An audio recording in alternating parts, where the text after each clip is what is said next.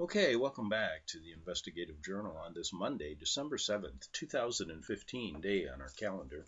I'm your host, Greg Anthony, and you're listening to FirstAmendmentRadio.com. You can catch my show every evening from 6 p.m. to 7 p.m. That's Pacific time on FirstAmendmentRadio.com. Now, a number of people have emailed me and called me regarding a show they want to hear, and they want to find out where the New World Order or the Old World Order began.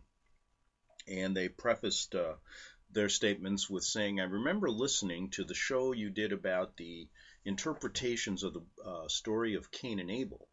And could you go over that again? And then please tell us where this New World Order or Old World Order began. So I decided to do that. And before I get into the story of Cain and Abel, let me preface it by stating that I'm going to give you the interpretations of certain people who I think were influential in my life, as well as probably in yours, alerting us to the Vatican-led New World Order. And I find that these two gentlemen were both on my show. These two gentlemen present completely different solutions to the problem, and both these gentlemen have well-documented books regarding the subject that we talk about. The first one, of course, is Tupper Saucy, and I refer to his book, The Rulers of Evil, and also his interpretation of Cain and Abel, which I first heard, by the way, his interpretation of it, which makes a lot of sense to me. The first time I heard that was from a Jewish rabbi when I lived in Rome in the 1980s. Now, at that time, I was an atheist, so I felt when I heard that it was just another myth. My idea of all of that, all the Egyptian myths and the biblical myths when I was in my 30s and in the 1980s, was that they were all myths. However, I've changed my opinion on that. And I felt it important, since we talk a lot about the Jesuit order, the evildoers in this world, the governments in this world, and looking for solutions, we have to look at their origins. So many years ago, well, when I first started this show back 10 years ago, I was on the air on Republic Broadcasting Network doing these stories. I don't think doing them as in-depth as I do today, because, you know, as you progress in life, you're supposedly supposed to get better at what you do, so to speak. Well, anyway, at the time, I was bringing on the author of Vatican Assassins, Eric Phelps, on my show many times, and I've used his information. And let me tell you something. There's so much in that book. There's a lot of information, and they're very good information. However, I found at the time what happened was the owner of the station did not really like what I was doing. Now, what happened was he put on a guy by the name of Michael Collins Piper from the American Free Press. And his idea was that the Jews were the problem. So I remember doing a big debate with Phelps and Collins Piper regarding these issues. Now, when you look, you add Tupper Saucy to the mix here. It's interesting that these two guys, both researching their books, come to different conclusions on how to solve the problem, and also come to different conclusions on many things. One very important issue is when the Jesuit order was supposedly disbanded and then resurrected disbanded in the late 1700s, resurrected in the early 1800s. Phelps has a more traditional approach, where Saucy says that it was all a ruse. Now, that's one major issue that they disagree on. They also disagree on the Vatican connection to the Founding Fathers and our government, how it was formed. And, in a sense, their conclusions for solving this problem are completely different. Phelps takes a more aggressive approach, stating that all Jesuits must be eliminated from the country. In a sense, he incites a little bit more anger, violence, we have to throw them out, etc., very judgmental, where Saucy takes a different approach, stating that really God's the only answer here. And there's a different way to solve this problem. That is through understanding, not through condemnation. And so, because of that, I found this quite interesting. When I looked at the publishers of both these books, I could trace the publisher of Saucy's book. In fact, there are many comments. A private publisher who stuck his neck out to put the book out, and that is The Rulers of Evil. Now, when I tried to trace, I never in the beginning tried to trace where Phelps's book came from, because I kind of believed him hook, line, and sinker. However, I was always a bit uncomfortable with that idea. And he comes up with this idea that there should be a separate white states and black states, and it's a whole, and using biblical references. And I'm telling you, he's a fast-talking, very shrewd debater. And I basically was no match for him, to be honest with you. I'm not into that kind of I can prove it, you can't kind of approach. But then again, me and Eric were, I would say, we would communicate a lot, and I believed a lot of what he says, and I still do. But when I finally started to wonder what was going on here, when I became more, I would say, more adept at understanding where this information is coming from, people tried to trace his publisher, and they couldn't find it. Now, I found it interesting that I used to work for the American Free Press, which used to be the old Spectrum and that whole operation out of Washington. And I found out Willis Carto and those people were all controlled opposition agents. And it was interesting that Phelps's first interview came with them in 2001. And Saucy's book came out in 1999.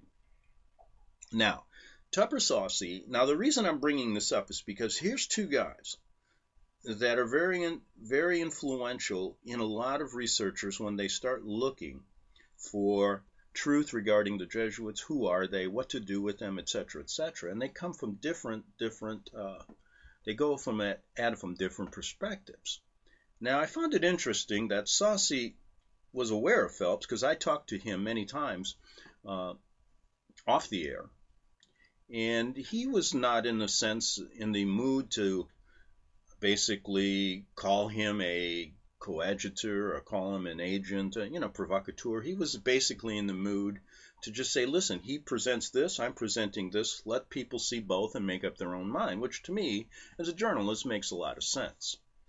Now, Phelps, I found, and I just, for a couple of years, I should have found this quicker, but I wasn't aware.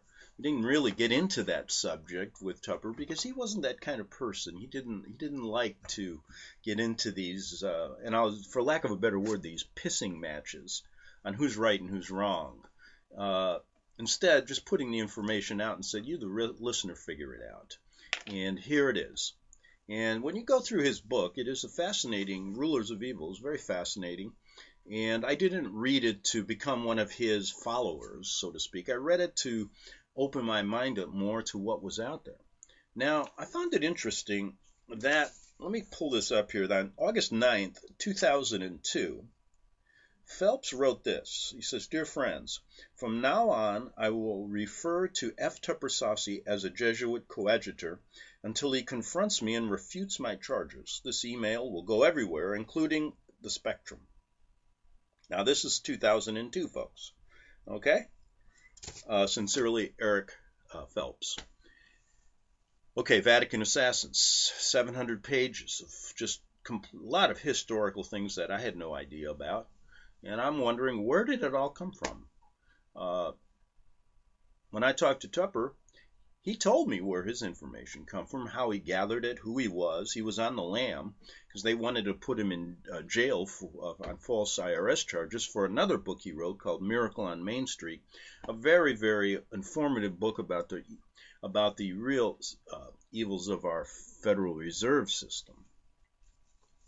Now, I thought it interesting. First, let me present this so you know a little bit more about Tupper Saucy. And he wrote this, I believe back in 2000, before it was, let me see, what's the date? He put it in his writings on his website somewhere in 2002 or 3. And he wrote this. He said, and he wanted to explain to people what he was all about. Now, like I said, Phelps came after him for this. And I always wondered why. I mean, he's quick to call people. For example, I'm sure he calls me that now because I've presented a lot of Tupper Saucy on my show. And rightfully so. I've presented a lot of Eric Phelps too. And my main concern has always been to get to the bottom of what's going on and to piece together this story of where the New World Order or the Old World Order began and how it has affected the country in which I live in. Now, like I said, I don't care if Tupper Saucy or Eric Phelps are agents. One of them, both of them, or both of them aren't. I care about the information, but I also care about how people go after people who disagree with them. And I can't really understand why he would do such a thing if he's after the truth.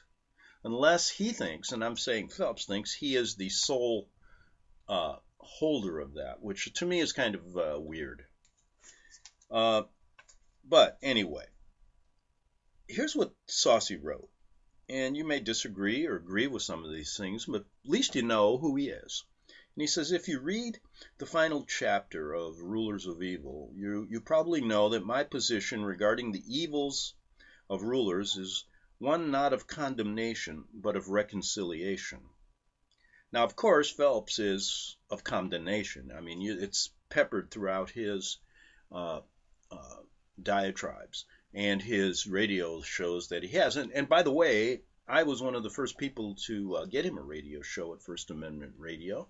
And I remember a long time ago, we or couple of broadcasters and Nicholas, the owner of the station, we all had this round table because some people were upset with Eric's, what some said were racist views and really putting people into a bad light. Now, I remember, because I had him on the show many times, I get these emails like, how could you be a racist like this, Greg? So they would immediately, because I had him on my show, subscribe to the fact that because he was on my show, I subscribed to his views. Not true.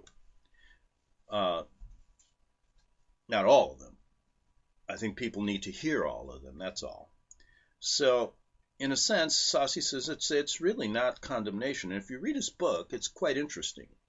The surest way to incur the unnecessary and inconvenient wrath of rulers is to judge them. And this is probably in accord with the scripture, judge not, and ye shall not be judged. Condemn not, and ye shall not be condemned. However, he says, this does not mean that I look the other way or do nothing with evildoers while evildoers prosper. As a Christian, I must be, quote, about my Father's business, and that doesn't include strictly judging world political systems. And on this note, I remember talking to him about that, and he said, listen, I don't agree with these systems, and I make it clear, but what is the sense of inciting riots and protest when it is only going to end in what they really want in the end, and that is to silence you? Now, he says, I know the federal system was chartered, orchestrated, and brought to life by Protestant zealots unwittingly doing the muscle work of the Society of Jesus, so that an English-speaking Protestant nation could be established as a constitution that permitted Roman Catholics to reach the highest political offices. What these people do with their government is really none of my business. What Rome did with its government was none of the Apostle Paul's business. Yet Paul valued his Roman citizenship because it protected his method of worshiping his God. For 10 years I lived as a fugitive, said Saucy.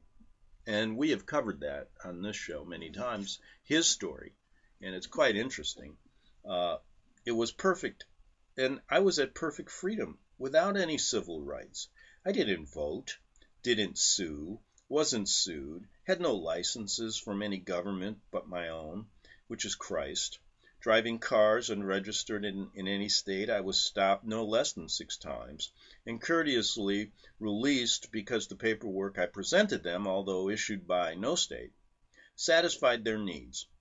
Just as Scripture commands, I submitted, but my submission gave them no right of action against me because A. None of my documentation showed jurisdictional nexus to a state with which they had compacted, and I had violated no common law or ordinance of man, and had done nothing personally offensive to the inquiring authority.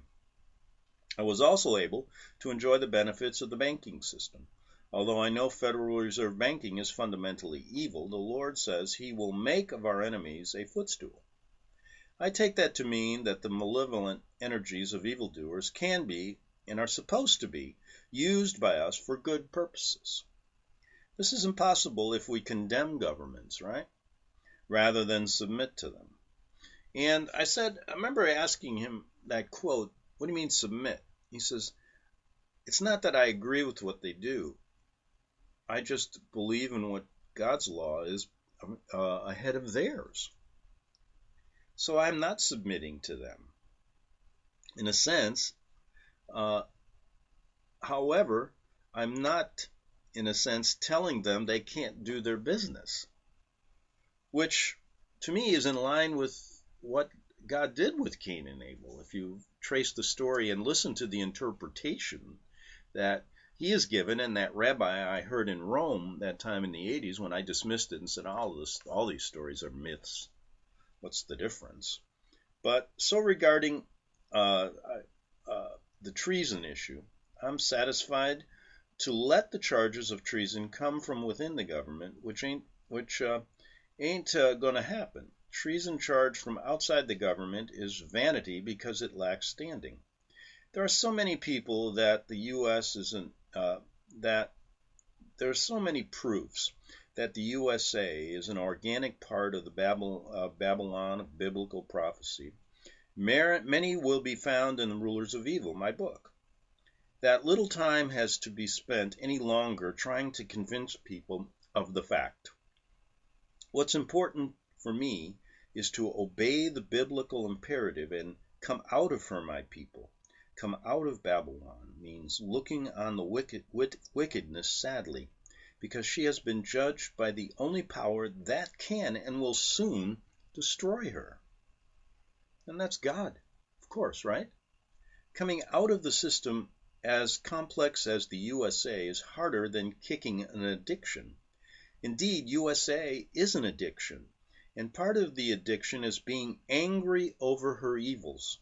I see many people addicted to anger. Rulers know the people love to learn of scandals and big-time rip-offs because it keeps them angry and reactive. Rome built the USA on patriotic anger. She built the Confederacy on the same thing. And the reconstructed 14th Amendment Constitution, too. She's in the process of building the ultimate fascistic state on that same anger. And we can choose to be the unpaid construction workers by fomenting condemnation, or we can lay ourselves off. Fortunately, the laws have always made it possible for non-paying citizens to be unmolested. This is the fundamental treasure of American citizenship. On my site is an article written by Brenner Strauss, which shows the origins of Hitler's government as a movement to stop communism. Hitler's first major support came from the Vatican's emissary to Bavaria, E. Pacelli, who later became Pope Pius XII. The Vatican, led by its militant wing, the Society of Jesus, has historically opposed communism, although the Society of Jesus is essentially, by the dictates of its own constitution, a communist organization. Isn't that quite interesting? And, I've done a few stories of my own on how the Jesuits, in fact, created communism with their Paraguay experiments, and how they play both sides of every issue, and place infiltrators there as spies to basically move this old world order forward. Now, back to Saucy. Now, USA's most vigorously anti-communist prelate, Cardinal Spellman, was a Jesuit and a bedfellow of J. Edgar Hoover, a zealous anti-communist, 32nd degree Mason. The condition of the USA today was brought about by dozens of trillions of dollars and hundreds of thousands of lives raised by men like Spelman and Hoover from Americans committed to the eradication of communism. All of this wealth and tragedy now culminates in the politics of homeland security. And I'm going to add, it has moved from from this hatred of communism to this hatred now they're fomenting of terrorism, of Muslims fighting Christians. It's becoming a worldwide, not only just a political war, but a spiritual one, which is going to be always more devastating in life and costing many more lives. And Lincoln knew that as well. And we've discussed that on our show regarding the Vatican's fomenting the Civil War and financing the Confederacy, and Lincoln's awareness of this, but holding back from really coming out strong to the American people, knowing he would turn it into a religious war, which now they're doing anyway. So look at this. So Americans committed to the eradication of communism, all this wealth and tragedy culminates in the politics of what? Homeland security, which augurs to be as repressive and as deceptive as the Bolshevik Russia ever was. And we have the people's reaction to the summons to fight communism in a spirit of judgmentalism and condemnation to thank for it. So I'm a little wary of calls to oppose really anything. Fomenting opposition is the grand strategy of the rulers of evil and the Vatican and the Jesuits. They capitalize on the natural spirit of rebellion in all of us, and we forget or never learn that in God's mind rebellion is as the sin of witchcraft. They organize the rebels into useful armies that go out and fetch what the rulers need. Could that be what they're doing? And I'm saying this with ISIS? Of course. They did it with the Congregationalists and the deists of the 13 colonies. They did it with my forebears in the Deep South. They did it with the Klan and the Negroes and the communists and the anti-communists and the liberals and conservatives and workers and managers and pro-lifers and pro-choice and gays and straights and feminists and male chauvinists, and the polarization goes on and on, making, as Christ put it, merchandise out of you. It's not that I oppose opponents of communism. I wish them well, because communism is an ugly system. But anti-communism can be just as ugly. So I wish good fortune to communists at the hands of oppressive anti-communists. The only thing I can be certain of is that I am not working for either party, except to let them know that the best government is one they have yet to try, the Lord Jesus Christ. Interesting, isn't it? And what is wrong with presenting this view when all you hear from most everyone else in the literary area of criticizing the Jesuits is basically rebellion and anger? And that's not really, I mean, I'm only saying that regarding Phelps's book, how he comes across on the air certain issues. And I just wanted to place this position of Saucy next to his so that you can get a better idea of the information you're getting from both these gentlemen. Back in 3 minutes on the Investigative Journal. Visit crosstheborder.org, CROSS, crosstheborder.org, to get your print, EPUB, or PDF version of the book, The Rapture Will Be Canceled. That's crosstheborder.org. I know you all want answers, and believe me, so do I, and I'll do my best to get them. Despite Nicolas Cage's promise to do his best to get left behind rapture answers for us, don't hold your breath. Not everyone believes Left Behind is true prophecy. Some may even regard as conspiratorial the mainstream re-release of the Left Behind movie, with actor Nicolas Cage portraying the main character, as an attempt to further reinforce in the minds of all this perception of false prophecy. in order to condition the masses for the play about to begin. If you want true Bible prophecy answers, get the book, The Rapture Will Be Canceled.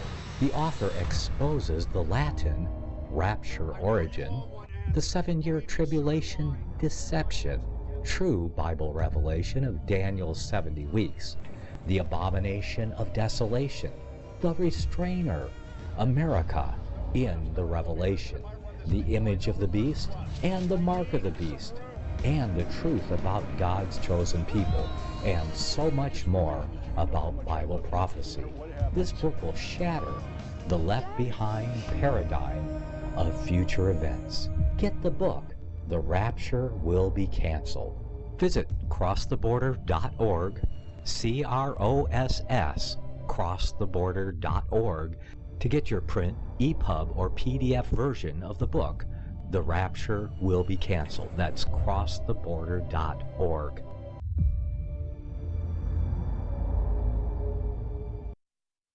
Okay, we're back on the second half hour of the Investigative Journal. And remember, you can catch my show every evening, Monday through Friday, 6 p.m. to 7 p.m. That's on FirstAmendmentRadio.net. Now, I'm presenting the different views of two very influential people when we're talking about including the Vatican into this mix of the Old World Order, or let's just for purposes call it the New World Order. That's how everyone knows it today. But the major concern of my show, these shows I'm doing, is to get to the point of where this all began. Where did the New World Order begin? It didn't begin with Tupper Saucy. It didn't begin with Eric Phelps. Didn't begin in 1776. Didn't begin with Bush. Didn't begin with Obama. Didn't begin with, let's go back to William Howard Taft. I mean, it did not begin there. It began way before America was even a country. And the reason the Vatican's involved in this is because they've been around a long time. And one of the reasons our governments and the governments of the world cuddle up to them is because they're the richest organization in the world. And that's easily very difficult to document it. But because of all their subsidiaries and all the ways they can maneuver money around, and they have so many different orders in the church that are all separate but independent, but yet kind of connected to what they call the mother church. And when you start looking at all their deceptions, to get to the bottom of this is not an easy task, because people who deceive don't tell you that. They don't leave a clear trail. So you have to make some suppositions, make some conclusions on your own based on the fruits of their work and based on the facts. So to me, when we include the Vatican, it's pretty cut and dry. They are involved with what's happening in this country and every part of it. And the question is, how did they do it? And Phelps and Saucy disagree. And we've gone over some of those things. And it's interesting. I want to just make this very clear.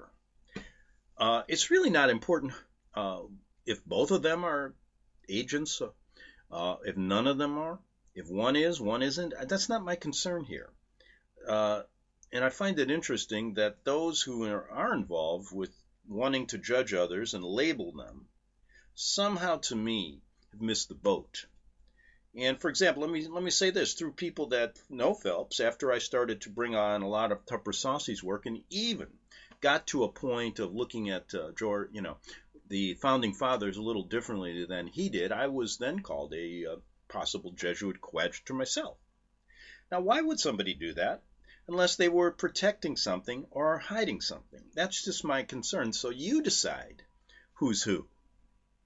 And I think that some people are afraid to talk about these issues because they're afraid, to get in the fray. Because you know what? I've been through it all. I mean, these people come at you, and that's fine.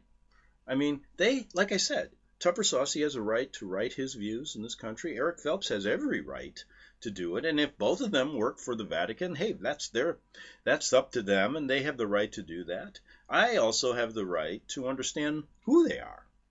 And I'm not condemning any of them, in a sense.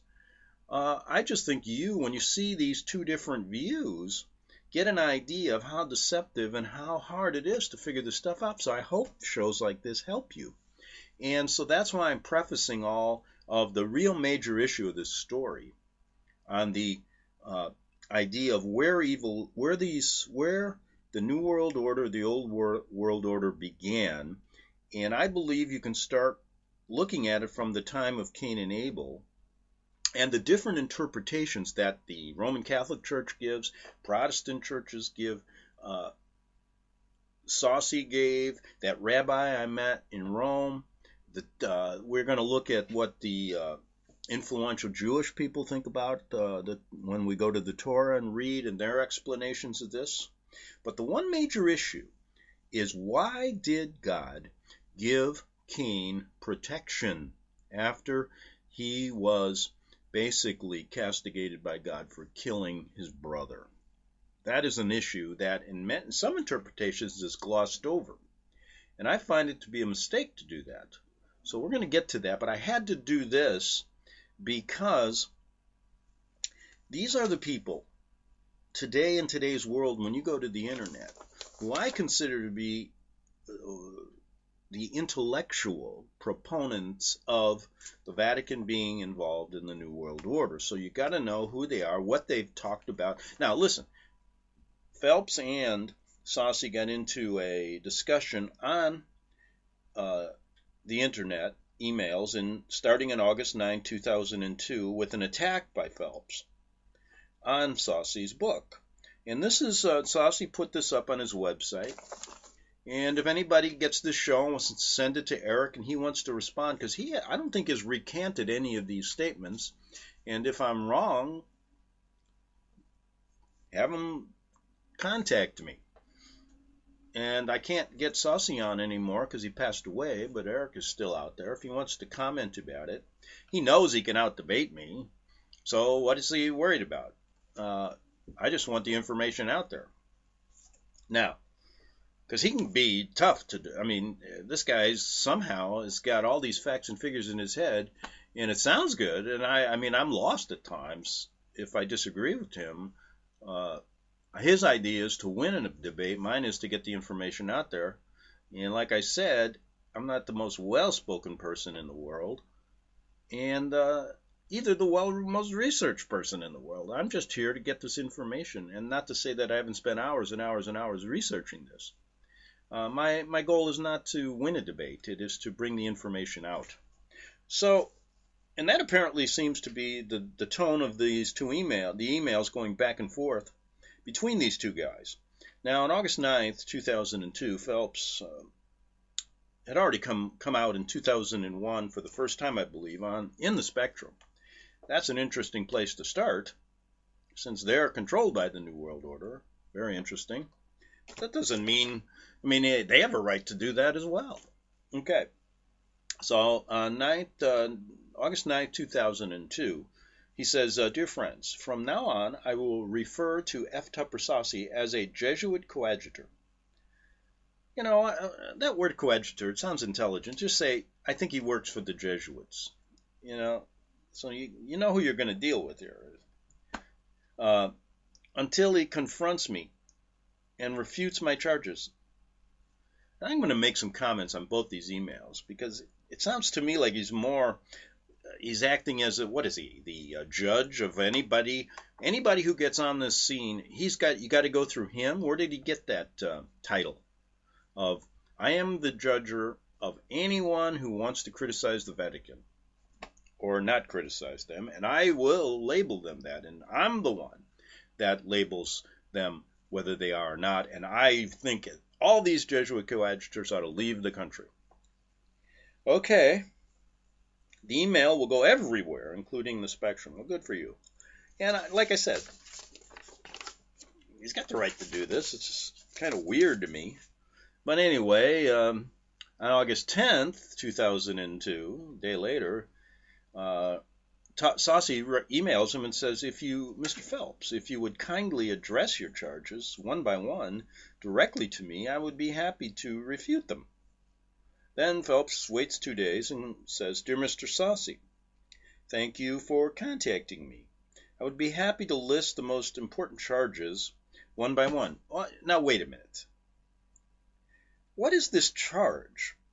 It sounds like a legal inquisition here. I mean, charges. What charges?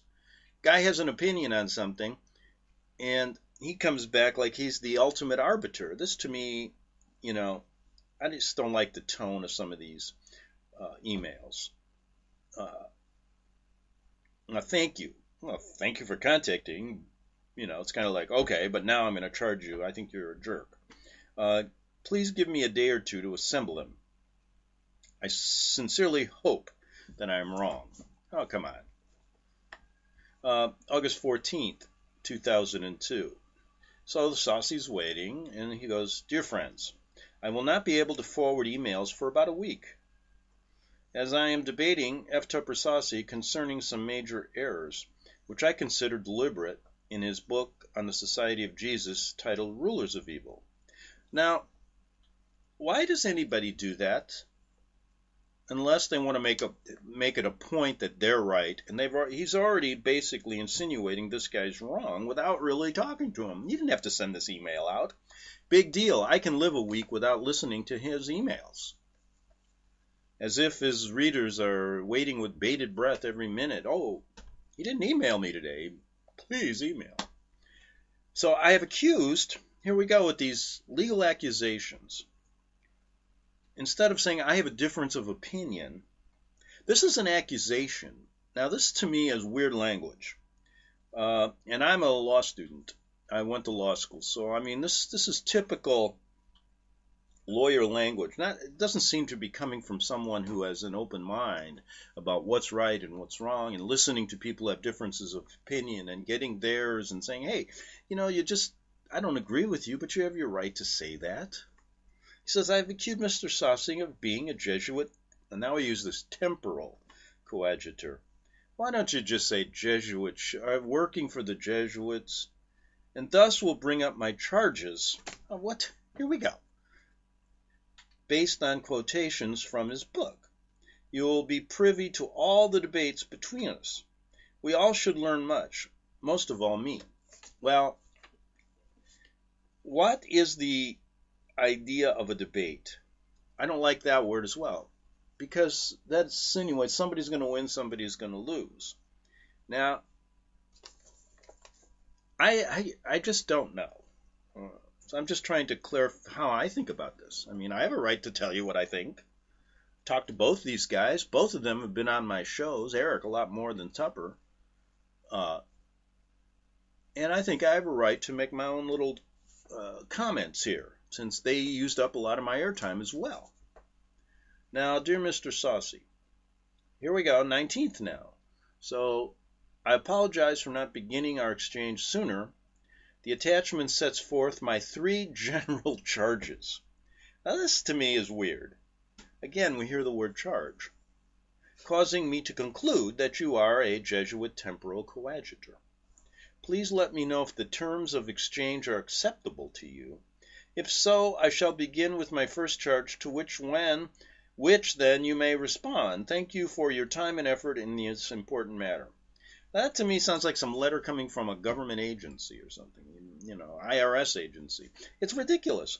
In a sense, when all you got to do is say, listen, I disagree with you, Tupper, over a few things. Can we talk about it?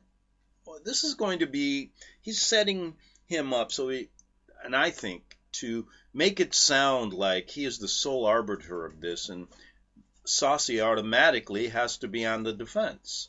Has he been charged with something here? Is he the defendant in this case? No. He's a man with an opinion. Phelps is a man with an opinion.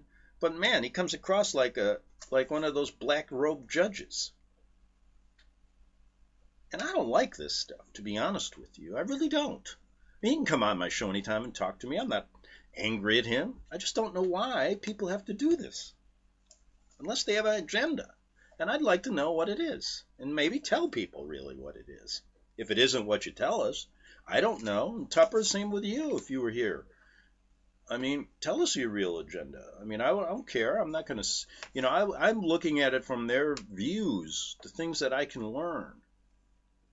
Not who they are. But who they are tells you a little bit about where they're leading you to. So we go back. Now, finally, a day later, Saucy responds, and this response, I'm going to make a few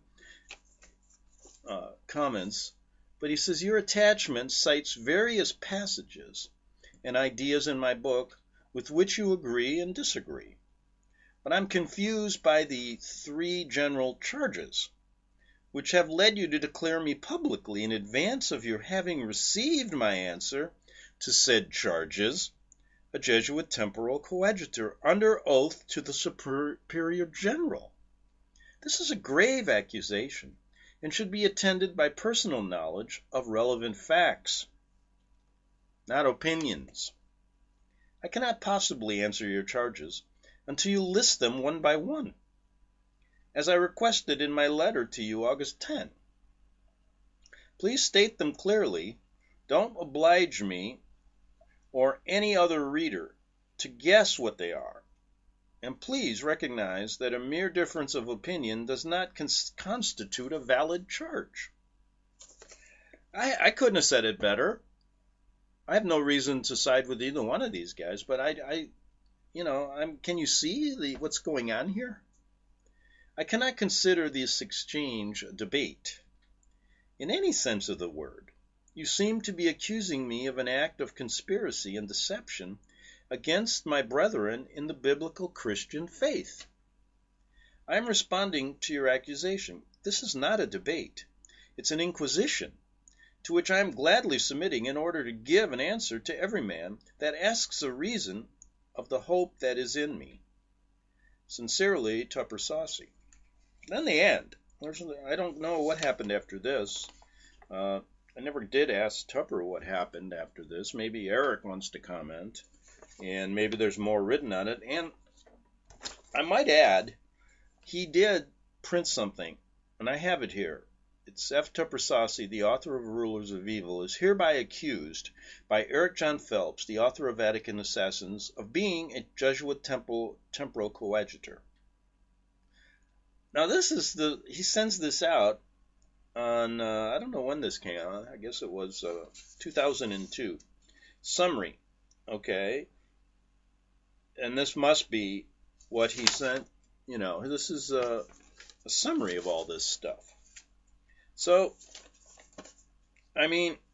he's already prepared his, what seems to be kind of like, instead of talking with him, Saucy, and getting an idea, let's exchange this. You think this way, I think this way. And he makes it into kind of like a paper that is supporting and gets out to all these people, which is accusing this man of being a temporal coadjutor without really talking with him. Because this came out in 2002, the 19th, right after they had that little conversation on the email. And he does deal with these issues that I always thought were kind of interesting. One is the Lorenzo Ricci story, which makes a lot of sense to me that Tupper wrote, which in no way, why would he want to protect that and just go with the traditional story that, yes, what the Pope did to disband the Jesuits was true, but if you look at what Saucy was saying, it is even more damning. And why not consider it? You know the art of deception. You think they're going to tell you everything they do?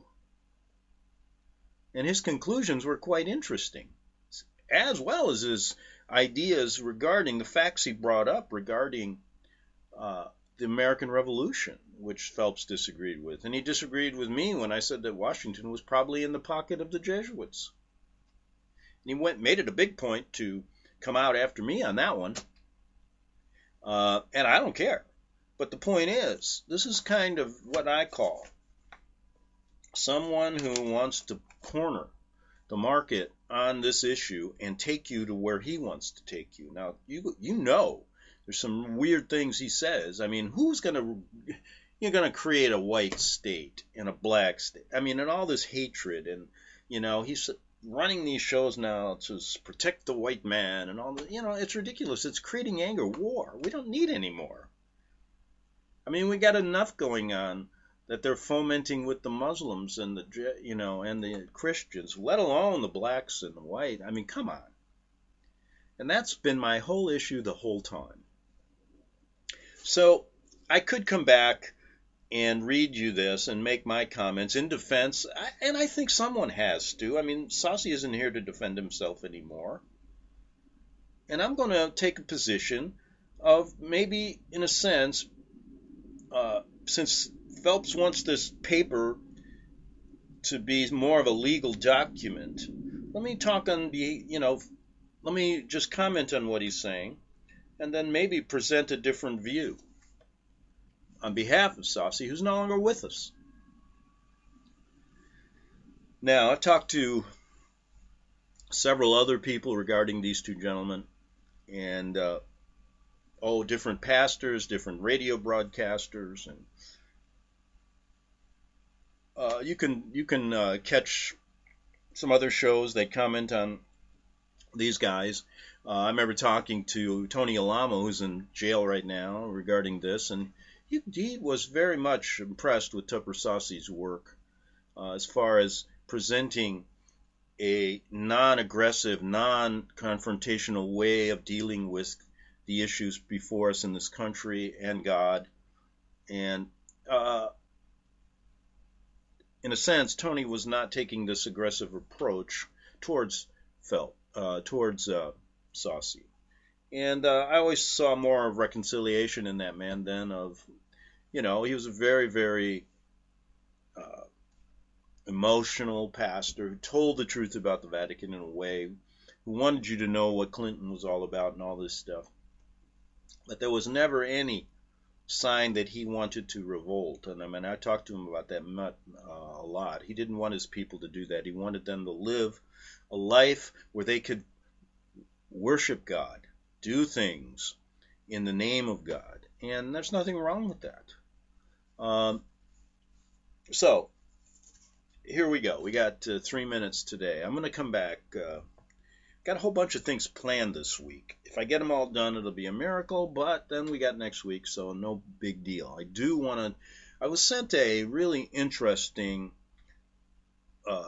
prayer, so to speak, sent by a kid from Minnesota regarding not being able to pray in school and God's name is taken out and everything. It's very interesting, and a listener, a member of the Alamo Ministry, sent it to me. It's quite interesting. I want to play that. I also got information coming this week on someone in Africa who follows the Alamo Ministry and trying to get the word out about the Vatican, who has been persecuted, placed in jail, and he's now out. And it's quite a story. And that's from, I believe, Zambia. I'm going to get to that, as well as finishing up an interpretation of Cain and Abel. I want to get to this more or less document that went all over the internet indicting Tupper Saucy. And since he's not here to defend himself, I thought I might at least give you an idea of what he might say and why Phelps, to me, came across so arrogant that I'm just very saddened over that issue. But anyway, he has a right to do it. You have a right to read his book. You have a right to follow what he says. All I'm saying is listen to everything before you do. And that's enough on that. Many, many other things going on in the world. We see another incident where they claim 14 people were killed in San Bernardino, right up the road here. The government coming out and saying, yes, it's the Islamic terrorists here. And someone sent me an email today stating that he was self-induced into this by internet information. To me, that's another way of saying we got to start shutting down the internet. So beware of that.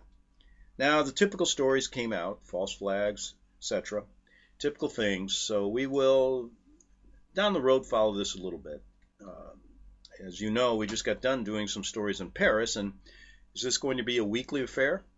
I have no idea, but you think about that.